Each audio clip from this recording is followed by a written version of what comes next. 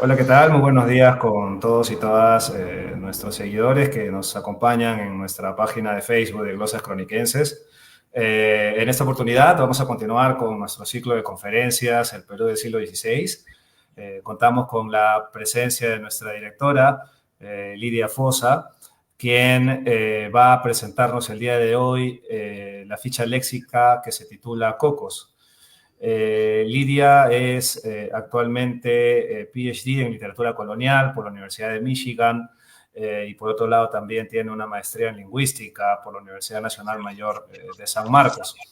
Entre sus trabajos que viene realizando, resalta sobre todo lo que es su preocupación, su interés por el siglo XVI andino, y que lo ha materializado en diversas publicaciones, como por ejemplo su libro El Quipu, Instrumento de Gestión, Memoria y Poder, y por otro lado también su más reciente publicación, que es una compilación de sus trabajos en torno a justamente a este tipo de fichas léxicas sobre traducción e interpretación en el siglo XVI. Hace pocas semanas tuvimos la oportunidad de participar en el Congreso de Relaeti en la Universidad de Antioquia, en Medellín, donde también Lidia pudo participar presentando no solamente su libro, sino también compartiendo con otras colegas justamente este tipo de inquietudes, iniciativas que ella como investigadora independiente viene realizando. Adelante, Lidia. Gusto de tenerte por aquí. Gracias, buenos días a ti y a todas las personas que siguen a Glosas Croniquenses. Como verán, hoy día voy a presentar una ficha léxica y las fichas léxicas son unos trabajos específicos que hacemos en Glosas Croniquenses sobre alguna palabra que nos ha parecido interesante. A veces escogemos una palabra que pensamos que es en castellano, a veces escogemos una palabra indígena, porque entendemos que falta explicación, falta contexto, no entendemos bien lo que significa y eso nos impulsa a investigar cada una de estas palabras y a partir de esa investigación hacemos una ficha léxica que compartimos con ustedes a través de la página de Glosas. A veces cuando estamos en reunión, el equipo de Glosas, los miembros del equipo de Glosas, pensamos que a veces de cada palabra se puede escribir un libro. Realmente la investigación no se detiene.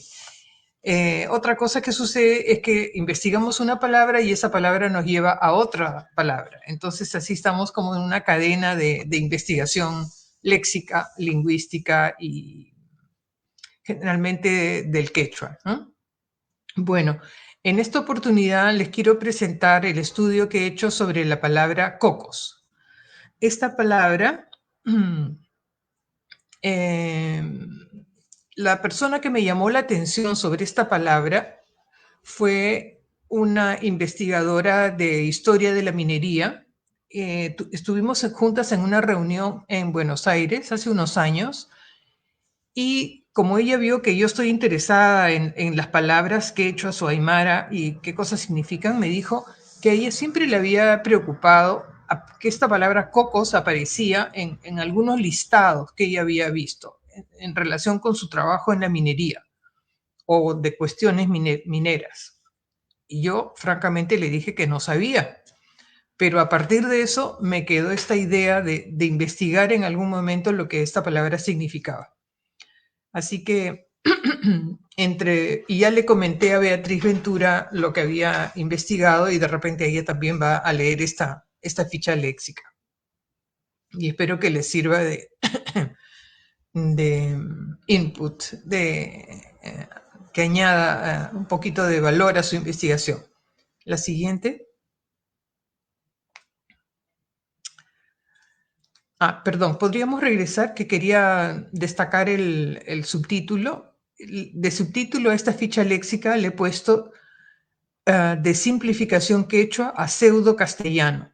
¿Por qué digo eso? Porque de primera intención, como seguramente le pasó a Beatriz, uno lee cocos en un texto que se refiere al mundo indígena andino y uno dice, ¿qué hace esta palabra acá? Porque no, primeramente uno la asocia con la fruta, con el fruto, y estos frutos pues están en un contexto que no es andino, ¿no? Digamos caribeño podría estar o, en fin, fuera de los Andes. Entonces llama la atención y uno un poco que se desconcierta al leerlo. Entonces parece castellano, por eso lo llamo pseudo castellano, pero vamos a ver que yo propongo que se trata de una simplificación quechua.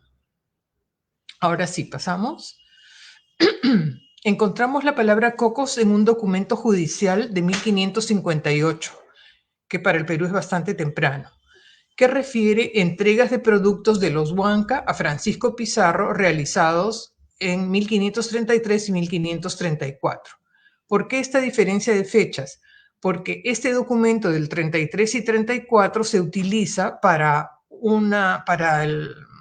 probar algunos hechos que se están denunciando en 1558.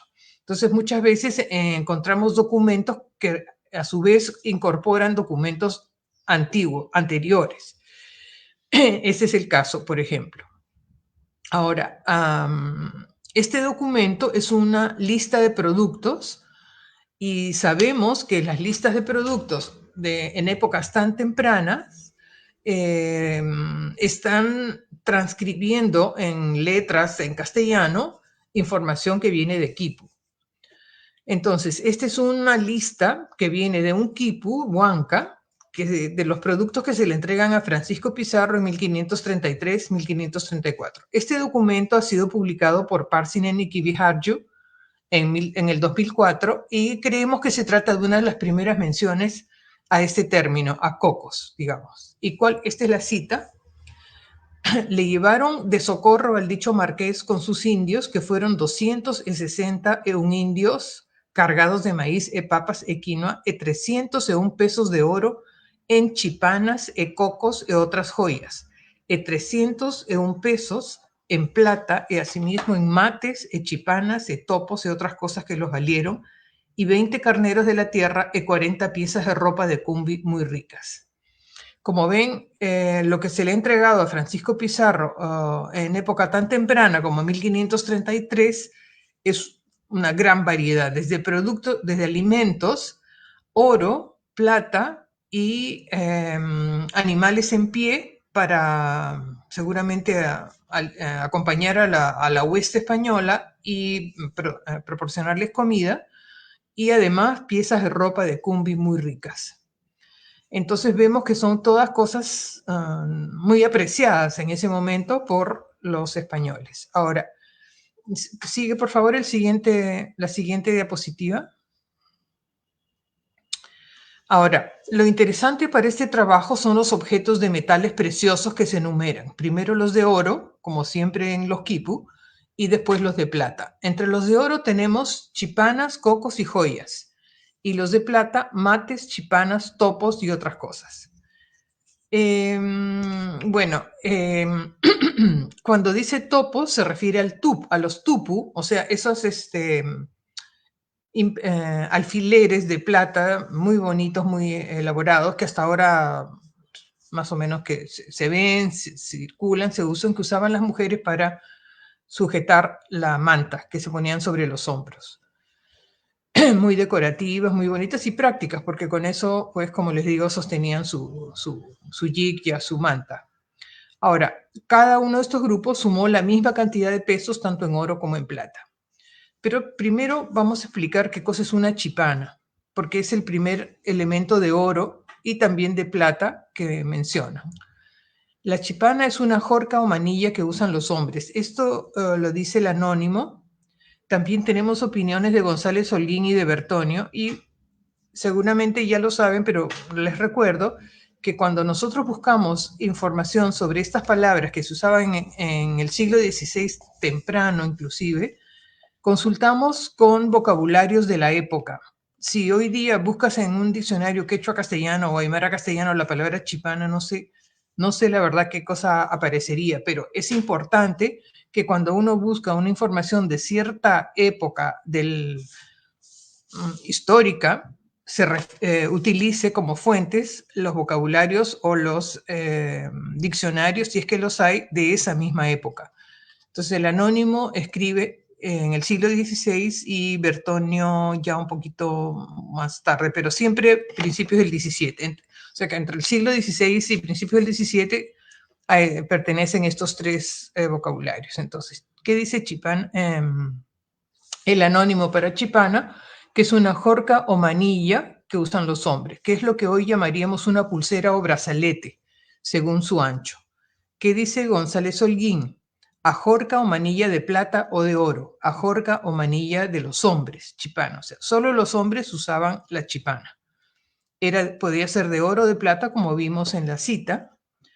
Y lo mismo repite Bertonio, pero nos añade que también pueden ser de cobre o de aleaciones. Y lo subrayo, Bertonio dice que es gala de varones. Por gala de varones vamos a ver que entendemos que es algo, es una distinción, ¿no? Es algo, digamos, que va a hacer que la persona que lo tenga, que lo ostente, se distinga entre los demás. El siguiente, por favor.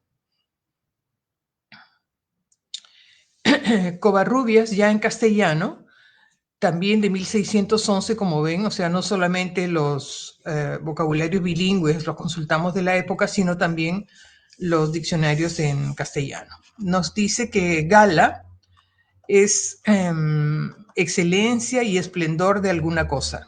Se refiere al color blanco y por extensión a los eventos en que se utilizaba vestimenta y adornos de este color en la antigüedad, vestirse y adornarse y ataviarse. Añade que gala es un término de júbilo y regocijo, en ovación y aplauso de alguno. Esta última connotación es la que queremos destacar, objeto que se da como ovación y aplauso de alguno. Siguiente.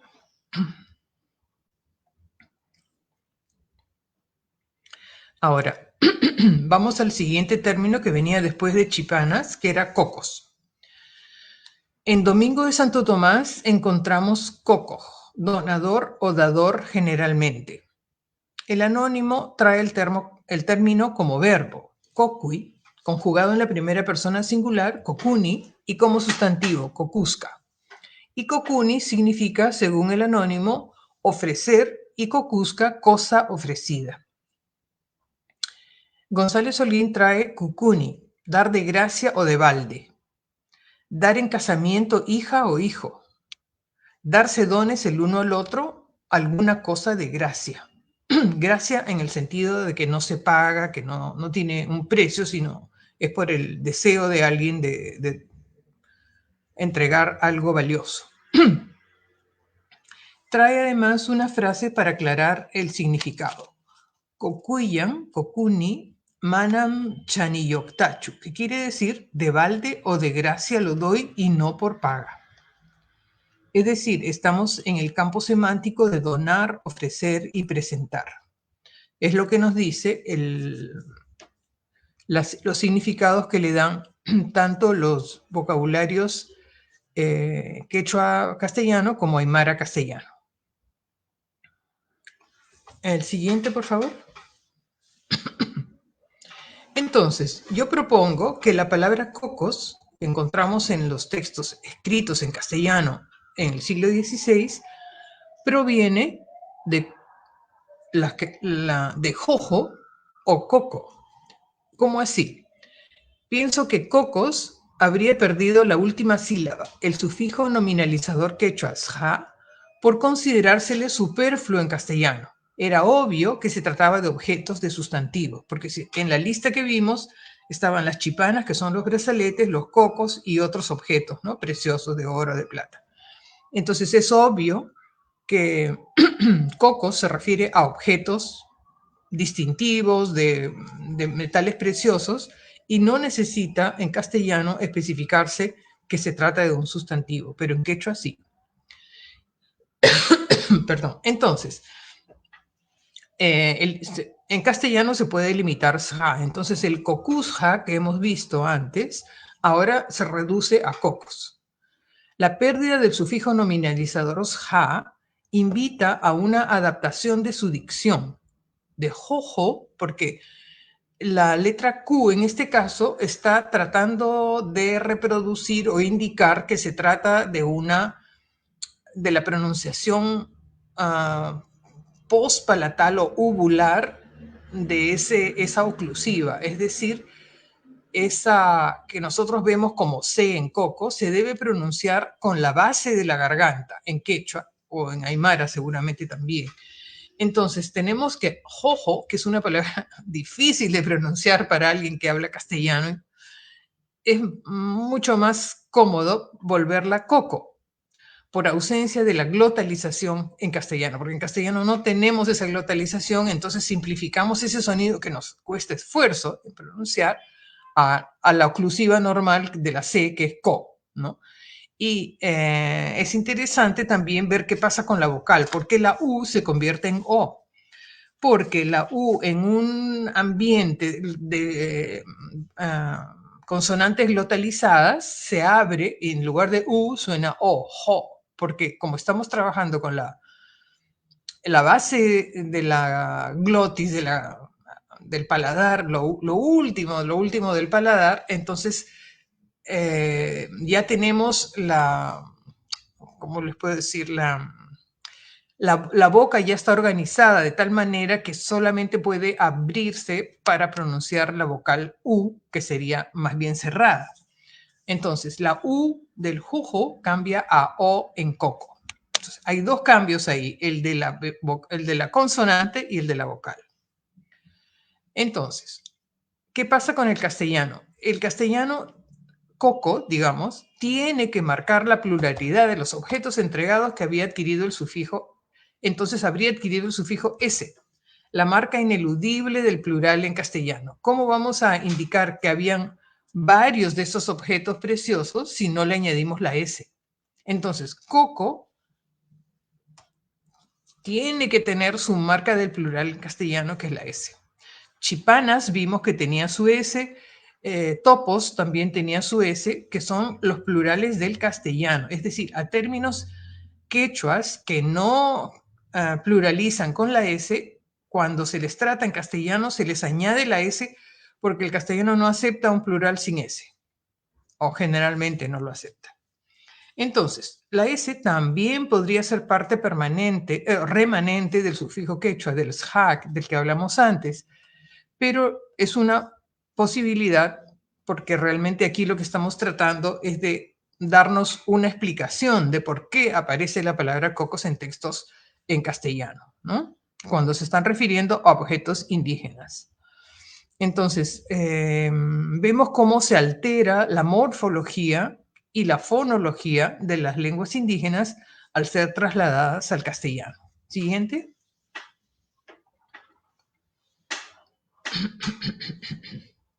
Entonces, cocos es un sustantivo colectivo que puede equipararse al castellano joyas, que también aparece en la cita mencionada, 301 pesos de oro en chipanas, cocos y otras joyas. Proponemos que coco significa objetos preciosos otorgados como premio o distinción, un equivalente de joyas. También puede ser, y lo tratan de esta manera muchos de los expertos, así como Beatriz Ventura, expertos en trabajos de orfebrería, de aplicación de la extracción minera del plata y oro, es que hacían y entregaban muchos vasos. Estos vasos de plata se llaman aquillas y no sabemos todavía cómo se llamaban los vasos de oro, pero en general a este tipo de vasos que se entregaban como premio o donación se les está llamando cocos en este listado, ¿no? Entonces, podemos especificar un poco más. Son objetos preciosos otorgados, pero que tienen generalmente la forma de vasos metálicos, de oro o de plata.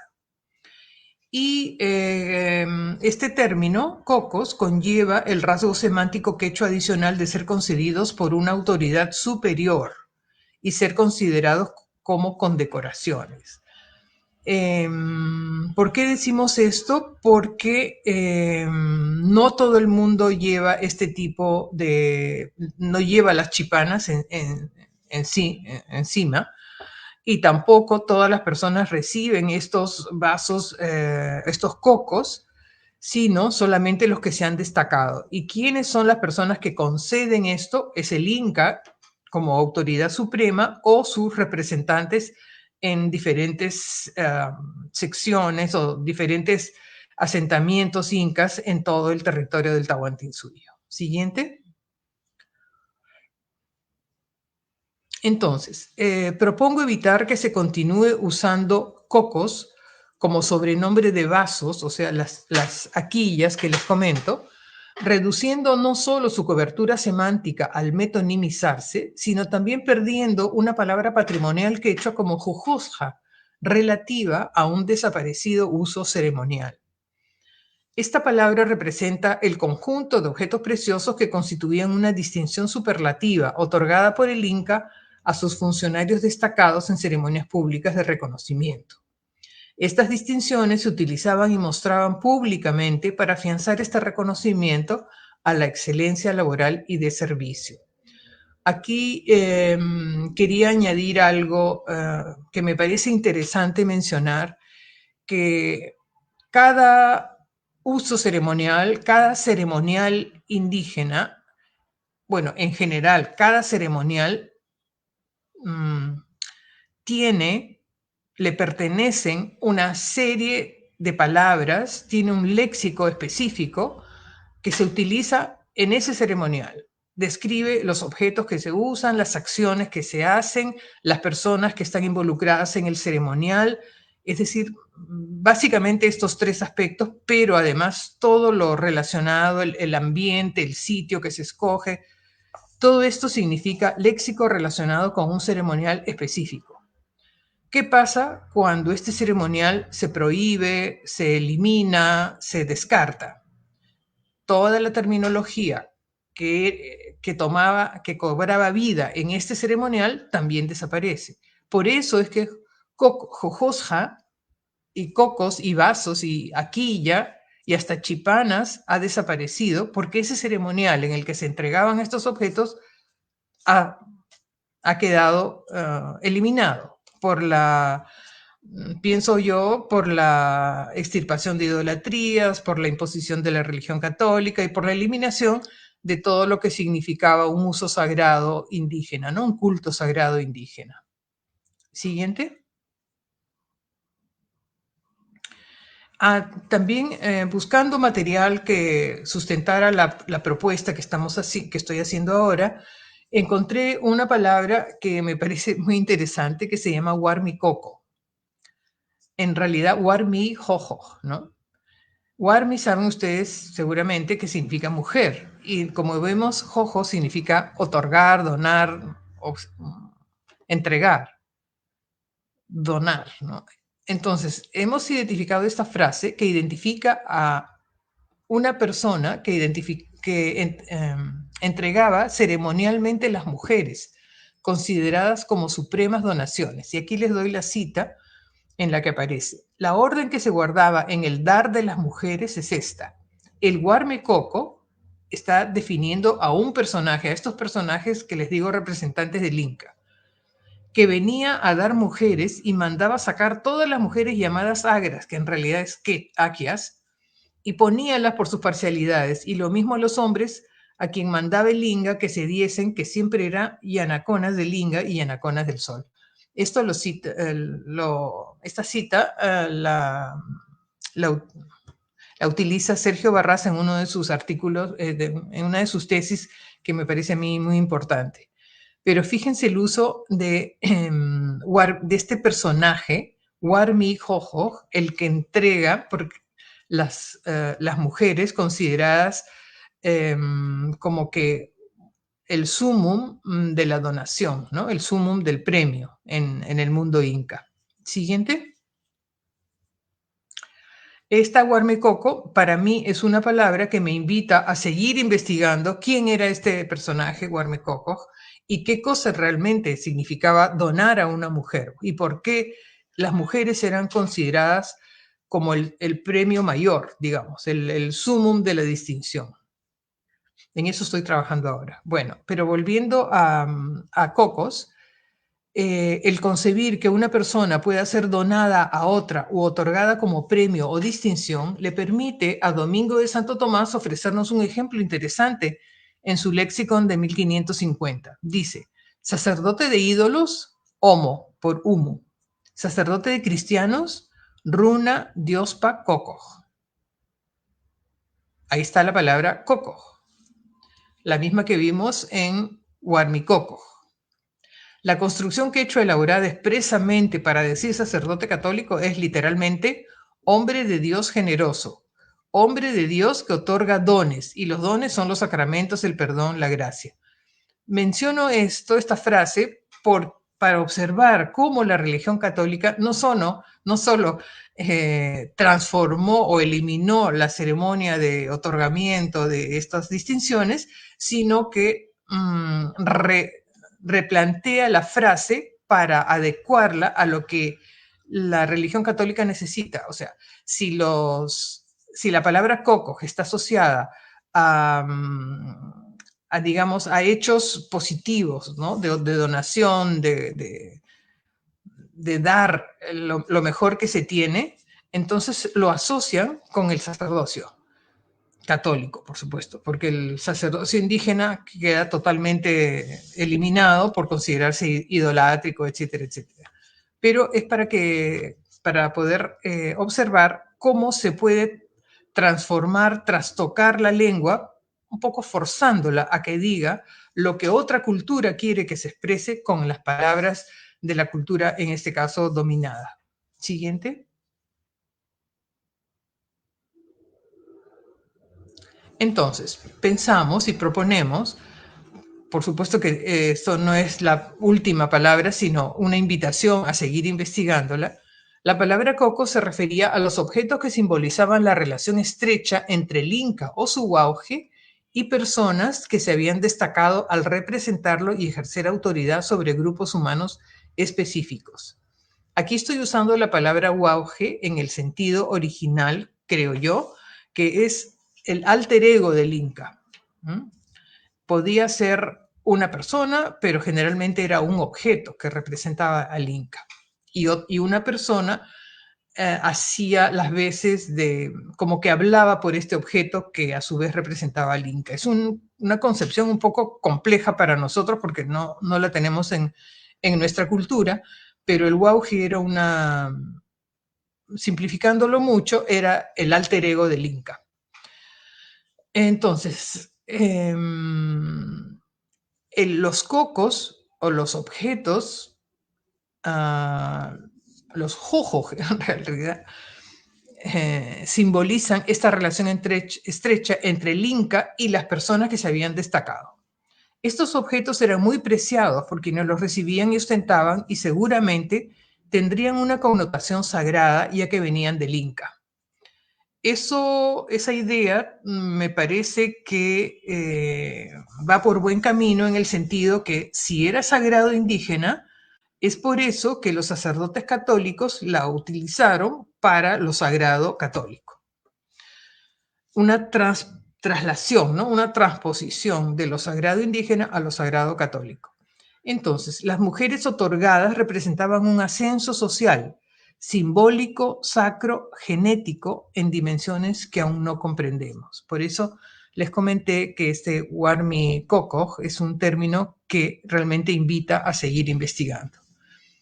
Y aprovecho creo que tenemos una más. Aprovecho la oportunidad para agradecerles la atención y para invitarlos, ojalá que se animen a formar parte de Glosas Croniquenses, porque tenemos muchas palabras que investigar, muchos autores españoles del siglo XVI a quienes estudiar y incluir en glosas, así que bienvenidos a colaborar con glosas. Muchas gracias, Lidia, por compartirnos el resultado de esta muy interesante investigación que sin duda alguna pues todavía da pie a poder seguir ahondando en diversos aspectos. Por ejemplo, el caso de este funcionario inca o esta institución inca del Huarmicocoj despierta mucho interés, ¿no? Para poder seguir ahondando sobre esta suerte de intermediarios que cumplían funciones muy interesantes que están vinculadas con con lo sagrado, sin duda alguna, ¿no? Sí. Llama la atención porque, por ejemplo, lo que tú habías mencionado en el caso de Chipana, en la actualidad, por ejemplo, la definición de Chipana sigue siendo muy similar a lo que nos decían las fuentes nos dicen las fuentes del siglo XVI, porque, por ejemplo, un diccionario quechua-castellano actual indica que Chipana es brazalete, pulsera. Mm. Y es también interesante eso porque, por ejemplo, en el caso más bien de Jojo o Juju, no hay No hay una nada. definición así como tal en la actualidad, ¿no? Eso Ujú. sería quizá resultado del proceso de colonización, ¿no? Que se Claro. puede ver desde otra perspectiva la presencia de la iglesia, etcétera, no solo en el caso de, por ejemplo, de la extirpación de idolatrías, de objetos de cultos, sino también por parte de las lenguas también, ¿no? El léxico de Sí, las lenguas, ¿no? Bien interesante ese aspecto, ¿no? sí. Es Sí. interesante el caso de Chipana que mencionas, porque como es un objeto que no necesariamente tiene una marca sagrada, entonces puede simplemente pasar como brazalete, ¿no? No como Ujú. distinción o condecoración inca que distinguía a quien lo recibía, sino un brazalete. Y generalmente cuando los españoles veían estos brazaletes, inmediatamente se los pedían a quienes los tenían. Pedían es un decir, ¿no? De repente se los quitaban o se los arranchaban, bueno. Pero Ujú. otra cosa interesante sobre esto es que no sabemos si por qué existe todavía el apellido Chipana, porque muchas personas en el Perú y creo que en el mundo andino se apellidan Chipana. Entonces, ¿Chipana era quienes recibían estas distinciones o quienes las fabricaban? Esa duda todavía persiste. Claro, qué interesante, ¿no? Estoy pensando que también inclusive ese término se utiliza para poder identificar a los objetos que se encuentran en muchos museos, ¿no? Que se Sí, han excavado, ¿no? Para poder sí, identificar esta suerte de pulseras, metales, etcétera, ¿no? Se les sí, indica como chipanas, ¿no? exacto. Hay muchas en el catálogo del Museo Larco, por ejemplo. Y Ujú. el Museo Larco tiene, sobre todo, todos sabemos, ¿no? Piezas del norte del Perú, Mochica, Chimú, etcétera. Pero tienen muchísimas chipanas de diferente tipo, algunas con filigrana, muy elaboradas, otras más simples, pero digamos de diferentes dimensiones y todo. Realmente el patrimonio que tiene conservado el Museo Larco es muy, muy interesante. Sí, lo bueno que para cualquier persona que se encuentre interesada sobre este tema puntual es que el Museo del Arco tiene su página web y tiene su catálogo de Sí, exposición donde uno puede inclusive ver fotografías de las piezas arqueológicas que tiene en sus almacenes, en su colección museográfico, ¿no? exacto. Eh, bueno, aprovechar la oportunidad también, Lidia, para invitarlos a que visiten la página web de Glosas Croniquenses. Ahí lo estamos compartiendo en pantalla. Vamos a publicar en el transcurso del día también esta ficha léxica de manera textual para que la puedan revisar y sin duda alguna puedan ahondar sobre lo que el día de hoy Lidia nos ha compartido y siempre estamos al tanto de sus comentarios. El video también es compartido por nuestro canal de YouTube. Así que por el momento sería la oportunidad también para que quienes estén interesados, como nos ha comentado Lidia, puedan también participar con sus inquietudes o también nos puedan apoyar elaborando este tipo de fichas léxicas, ¿no? ¿Algo más que Ujú. desees agregar, Lidia? Bueno, si tienen alguna pregunta ahora o en el futuro lo pueden escribir. Tenemos, ¿no? Un correo electrónico, me parece, y tenemos el chat. Ujú. Entonces, con mucho gusto, si las preguntas surgen después, encantada, dentro de lo posible, responderlas y seguir conversando sobre esta investigación léxico-semántica. Ok, muchas gracias, Lidia, y gracias Ok, a todas las personas que nos han acompañado el día de hoy. Que tengan un buen día. gracias, chao.